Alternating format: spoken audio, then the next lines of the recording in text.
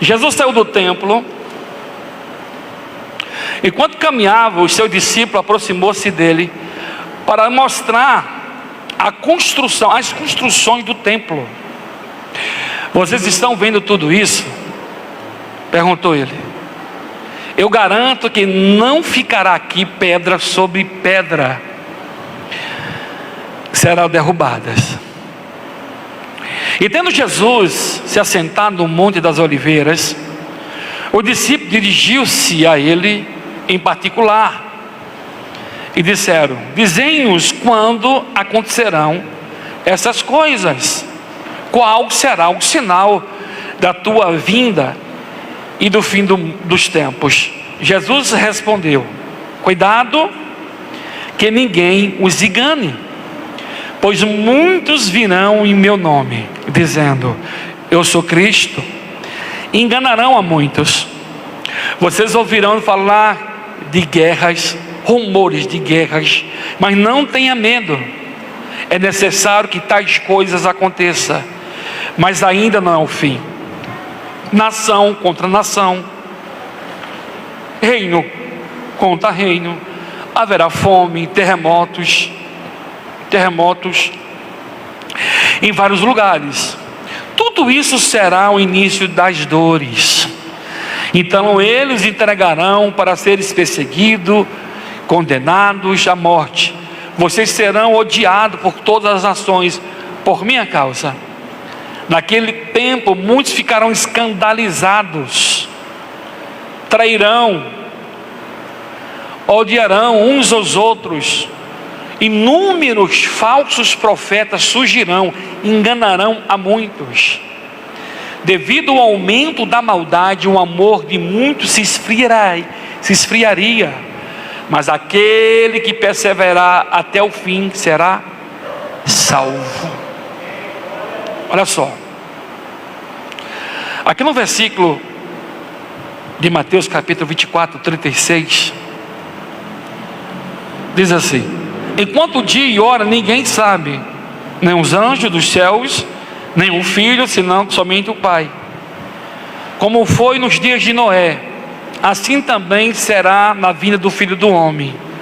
Pois nos dias anteriores ao dilúvio, o povo vivia comendo, bebendo, casando-se, dando-se em casamento, até o dia que Noé entrou na arca, e ele nada perceberam, até que veio o dilúvio e levou a todos. Assim acontecerá na vida do Filho do Homem.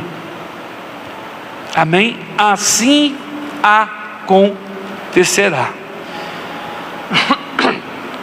Amado, quando você lê os sinais proféticos, tá?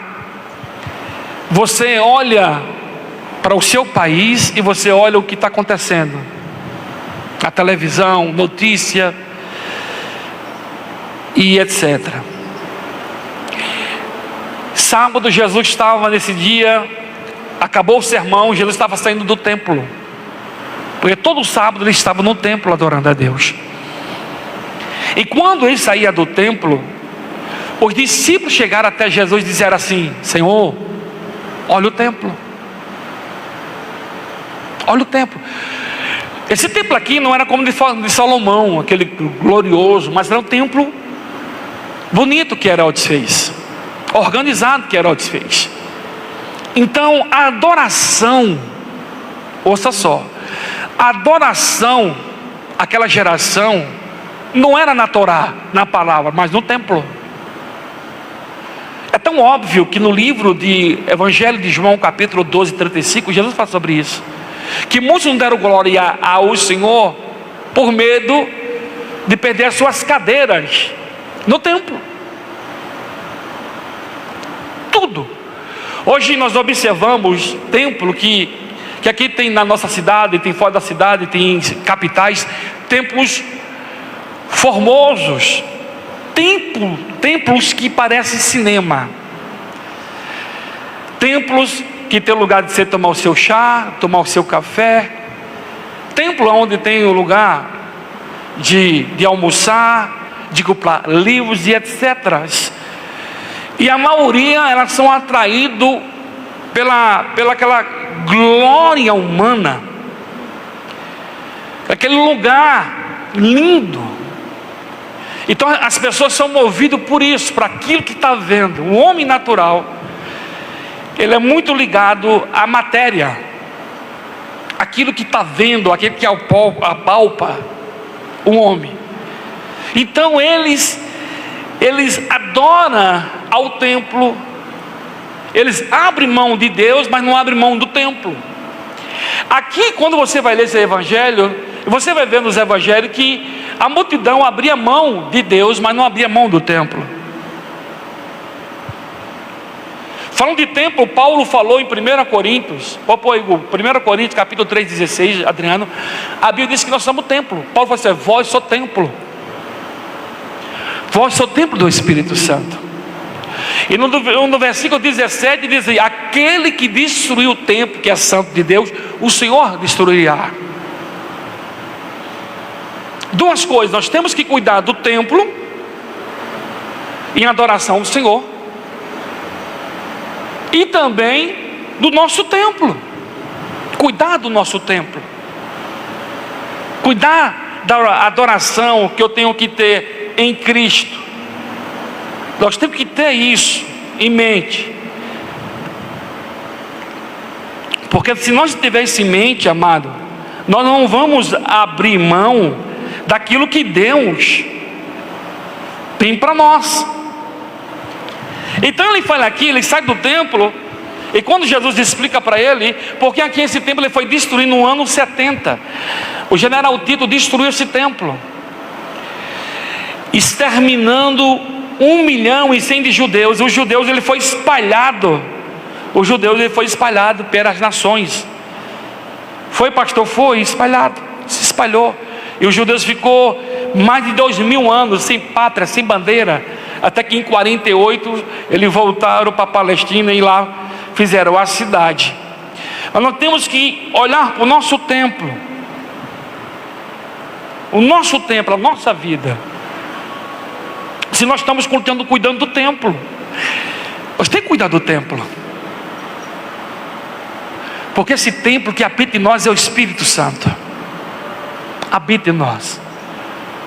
Por isso que a Bíblia ela nos orienta a estar cuidando sempre em oração, né?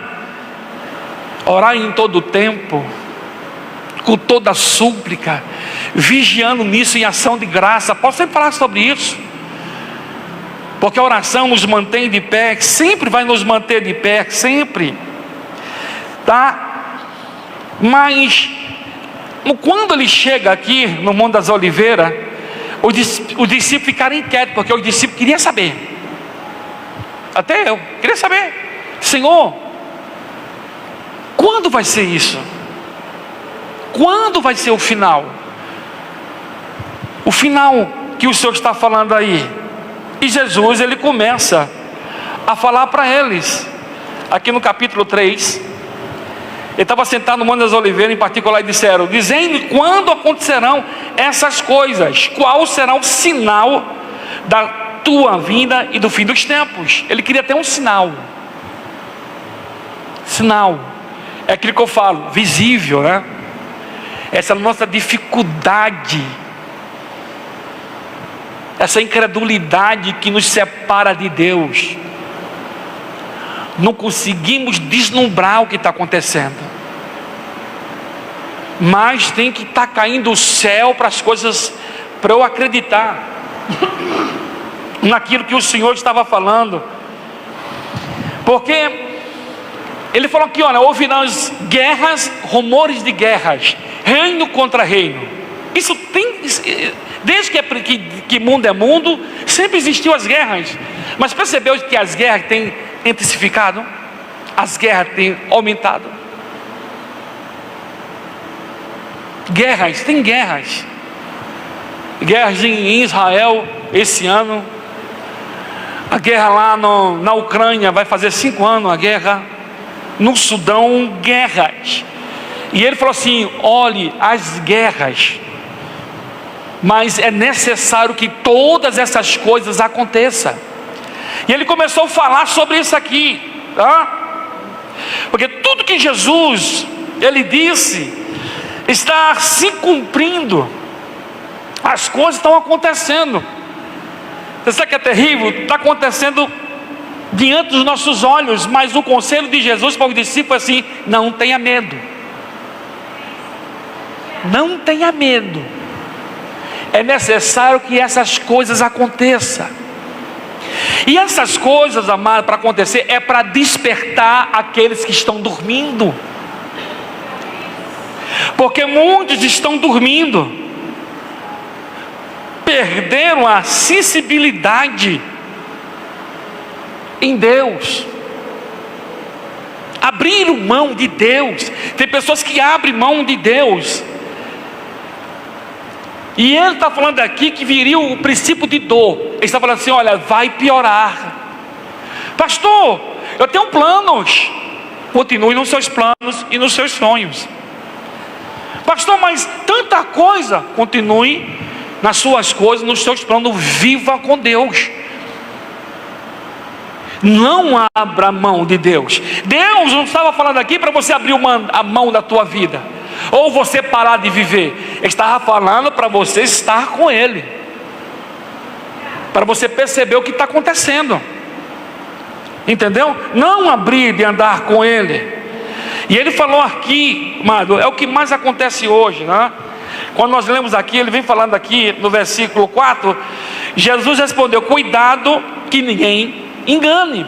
Hoje está cheio de pessoas falando de Cristo, pessoas pregando Cristo, é na internet, é no Facebook, pessoas falando que é de Deus. E quando você começa a observar essas pessoas falando, pregando, o Espírito não testifica. E um dos conselhos, ele falou assim: olha, cuidado que ninguém vos engane. Observa, amado.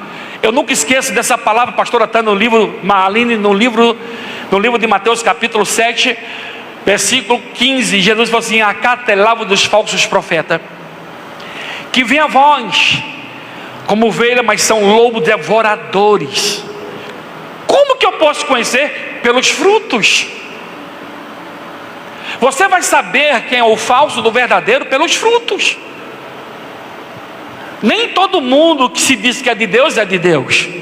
Pastor, mas ele prega. Pastor, mas ele faz as suas preces. Mas presta atenção, essas pessoas que estão colocando a mão na sua cabeça e que se diz de Deus, e fala aqui, ó, vocês ouvirão falar de guerras, rumores de guerra, mas não tenha medo. É necessário que essas coisas aconteçam, mas ainda não é o fim. Ele fala que nação contra nação, reino contra reino, fome, peste. Tem pessoas no nosso país que passam fome. Na África tem pessoas que passam fome. A fome, ela tem crescido assustadoramente. Fome, terremoto, tudo sinais da vida de Jesus. E ele fala bem claro: mas isso é princípio de dores. Pastor, o que eu tenho que fazer? Eu tenho que permanecer firme em Cristo. Eu tenho que ficar firme nele, qualquer circunstância. Olha, o maior risco da igreja de hoje não é a perseguição, não, é a frieza espiritual. Você sabe que é o maior risco, Jaqueline? Não, você ficar desempregado, ou você às vezes passar um aperto, ou passar por situações adversas, às vezes você está passando aí. Não, é você ficar frio espiritualmente. É quando você não ora mais. É quando você não liga mais. Se você vem, é domingo, no outro domingo eu vou. Eu não sei o que vai acontecer daqui a 2 horas. Como que um domingo eu vou? As pessoas têm seguido Cristo de longe. Frieza, isso é o perigo, é da frieza espiritual. A oração é deixada, a palavra é negligenciada, a santidade é relativa.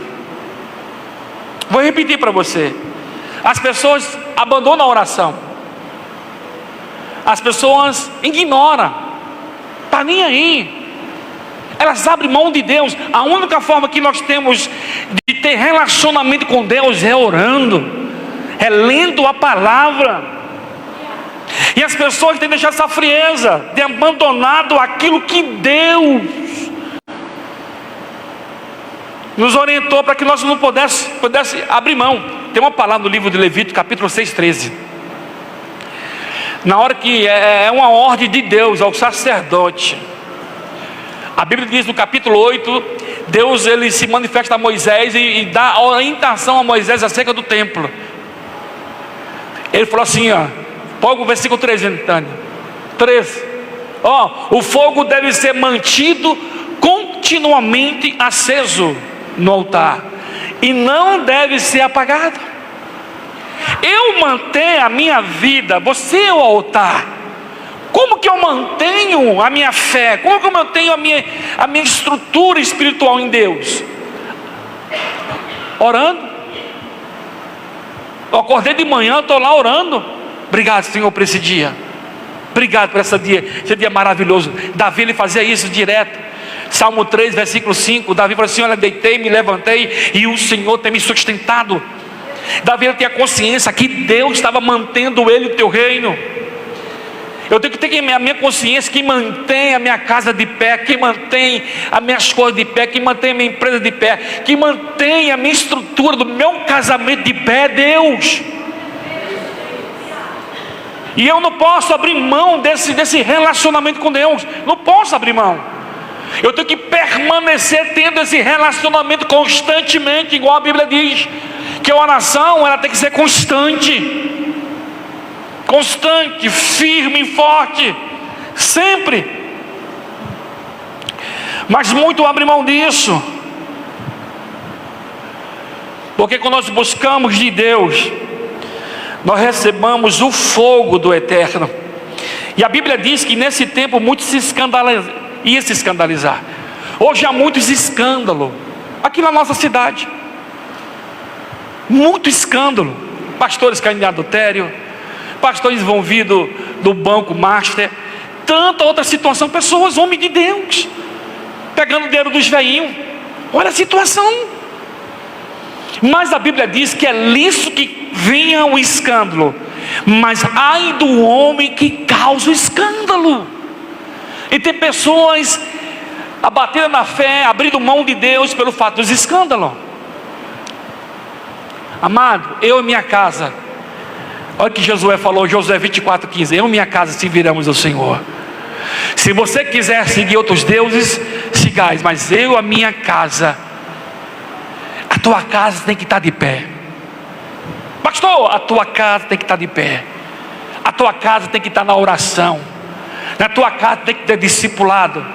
Quando eu falo discipulado lá em casa, amado, nós falamos da Bíblia. Todo dia lá em casa nós falamos da Bíblia. Eu e a pastora e as crianças falamos de Jesus, porque aqueles nos enche, aqueles nos conduz a permanecer, devido a todo o problema, permanecer firme no caminho.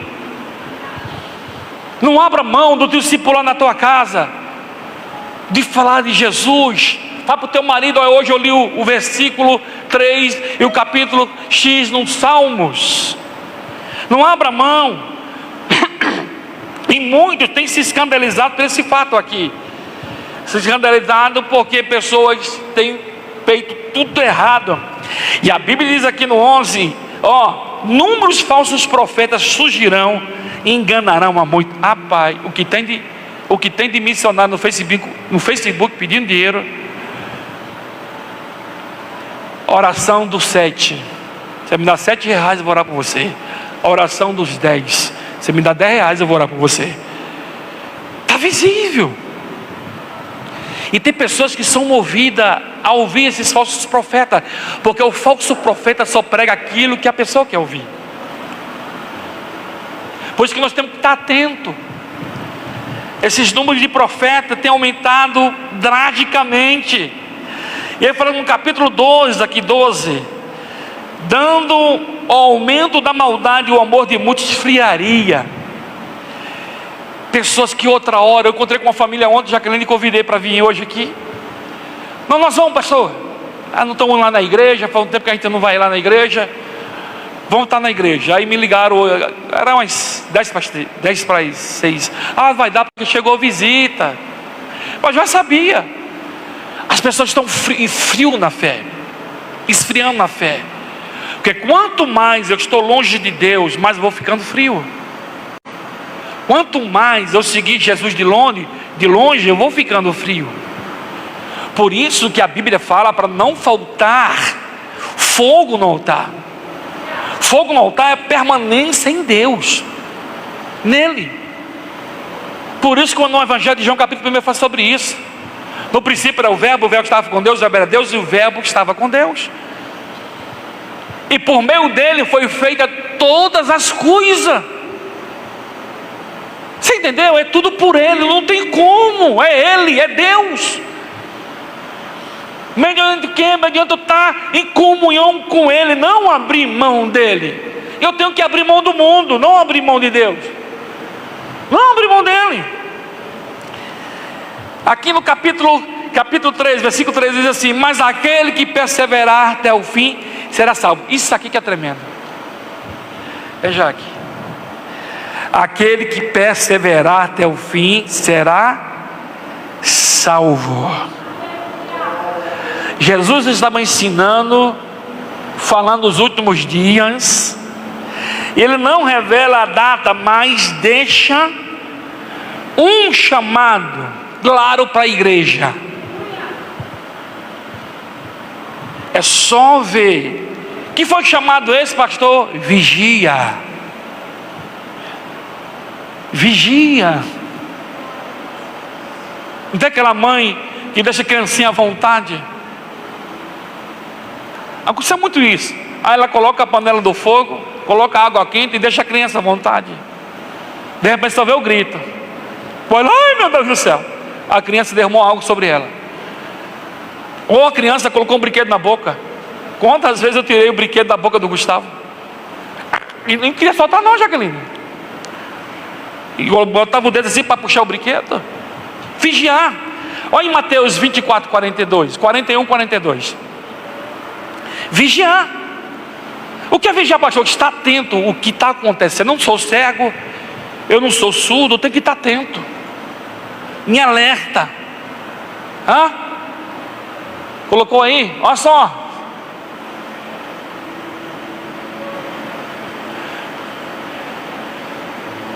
Portanto, vigieis, porque vocês não sabem em que dia o seu Senhor virá.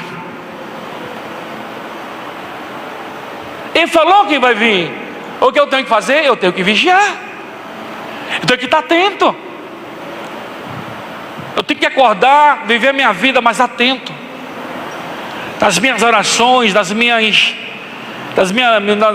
nos discipulados, na minha casa, com os meus filhos.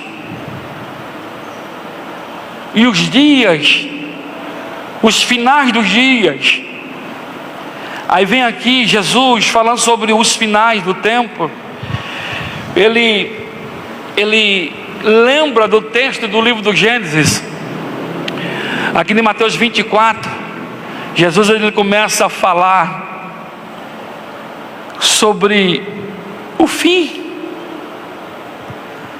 Ele diz aqui: